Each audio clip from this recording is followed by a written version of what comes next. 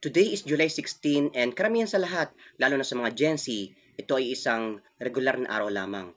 Pero hindi ko makakalimutan na nangyari, 34 years na ang nakalipas. July 16, 1990, bandang 4:26 ng hapon, kung kailan patapos na ang klase sa mga paaralan at gayon din sa mga opisina, ay nayanig ng magnitude 7.8 na lindol ang probinsya ng Nueva Ecija, ang sentro ng lindol. Pero ang pinakalubhang na apektuhan ng lugar ay ang summer capital of the Philippines, ang Baguio City, kung saan ilang istruktura ang bumigay at kabilang na dito ang sikat na Hyatt Hotel kung saan 50 na katao ang namatay. Sa sobrang lakas po ng lindol ay naapektuhan pati Manila, Laguna at iba pang parte ng Luzon.